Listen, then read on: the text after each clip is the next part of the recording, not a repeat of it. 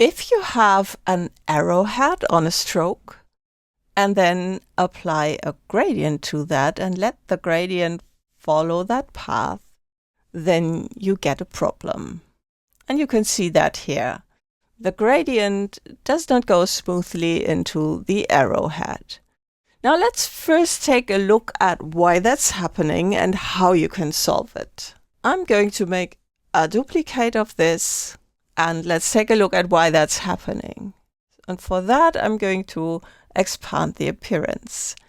And what you now see is how that is made. So basically, this is a gradient mesh, and Illustrator cannot combine that with the arrowhead into one single gradient mesh, and that's why this is happening. Okay, so what can you do? Of course, you can take this and edit the gradient. So you can just move that to the side and drag that a little to the left, and then basically you will not notice it. Just like that. But what if you do not want that? So then you need to do it differently. And we can do it using two different methods. I'm going to make the copies of this. So the first thing is we can mask that. And for that, I'm going to make a copy of this thing and then get rid of the arrowhead and make this thicker. A lot thicker. And then I'm going to paste it front the original one, and let's just make it black. But now I need to select that once more and make it even thicker, like this. It needs to cover the complete arrow. So now we're going to select these two, go to the transparency panel, make a mask, and now we just need to invert the mask. And then we have a nice smooth gradient. The downside of this is we always have two objects. So if you want to change that arrow and change the curvature of it, you need to always change two elements.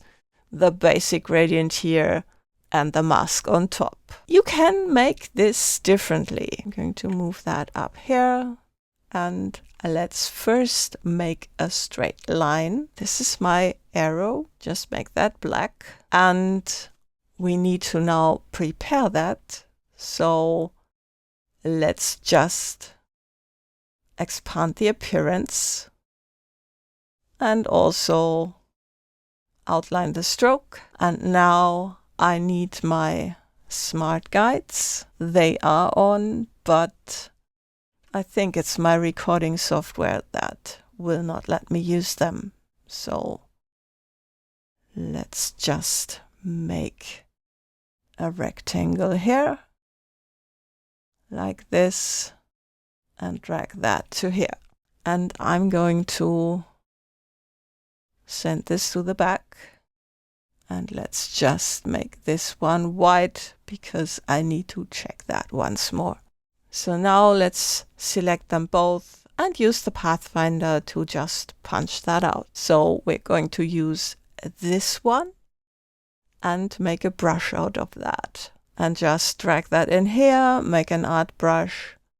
And I'm going to stretch it between guides. And we do not need to change the colorization method.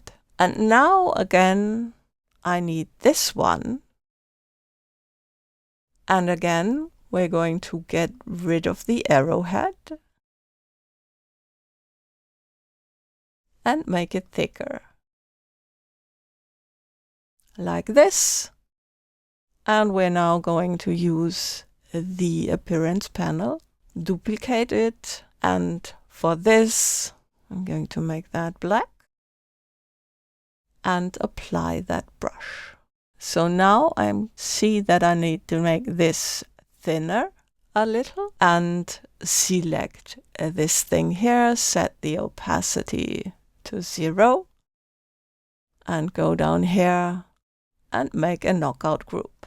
And there we've got that. And for this, we only need to edit one. So We can change that at will. Now, as you see, this one here deforms the arrow tip.